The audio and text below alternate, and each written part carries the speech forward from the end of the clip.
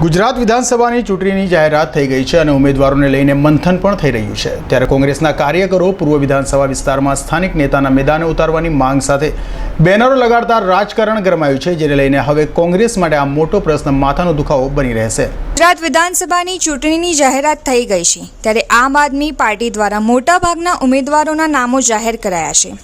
કોંગ્રેસ દ્વારા પણ ગુજરાતમાં 43 બેઠકના ઉમેદવારોના નામો જાહેર કરાયા છે, તો ભાજપ દ્વારા હજુ પણ મંથન કરાઈ રહ્યું છે।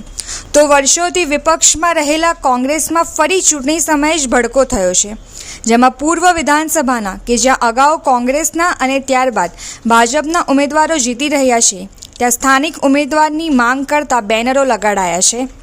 સુરતના રાણી તળાવ વિસ્તારમાં કોંગ્રેસના કાર્યકરો દ્વારા આયાતી ઉમેદવાર નહીં પરંતુ સ્થાનિક વિસ્તારના નેતા કે જે લોકો વચ્ચે રહી કામગીરી કરે છે તેઓને ઉમેદવાર બનાવવાની માંગ કરતા બેનરો લગાડાયા છે અને બેનરોમાં લખાયું છે કે 159 પૂર્વે વિધાનસભામાં લોકલ રહેવાસી ઉમેદવાર ચાલશે, બાબરિયાનો ટાબરિયો નહીં ચાલે। વિસ્તારની અંદર જે કામ કરી રહ્યા છે વર્ષોથી, જે બધાનું કામ કરી રહ્યા છે, રાત્રે અડધી રાત્રે આપણે કંઈ પણ કામ હોય નાનું મોટું જે સામાન્ય કામ કરતા હોય, અને અમારી બધાની નમ્ર વિનંતી છે કોંગ્રેસને કે ભાઈ જે પહેલાં ભૂતપૂર્વ રહી ચૂકેલા છે એમને મહેરબાની કરીને ટિકિટ આપવા માંગતા નથી અમે, બરાબર છે।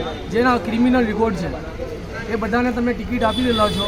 અમારે બધા મોલ્લાવાળી વાસીઓના ખાસ વિનંતી છે કે આપણે બધા મળીને એક સારા વ્યક્તિને ઊભા કરીએ અને એને સપોર્ટ કરીએ।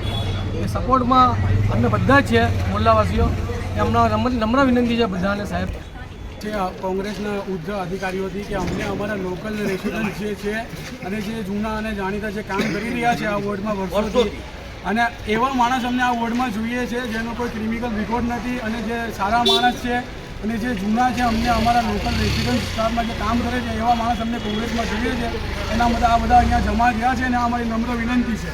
હમણાં જે 2022ની વિધાનસભાની ચૂંટણી ચાલી રહેલી છે એમાં અમારા સ્થાનિક વ્યક્તિને ટિકિટ મળે એવી અમારી નમ્ર વિનંતી છે, કારણ કે બહારના વ્યક્તિને ટિકિટ મળશે તો અમે અમારા પ્રશ્નોના ઉકેલ ક્યાં કરવા જઈશું।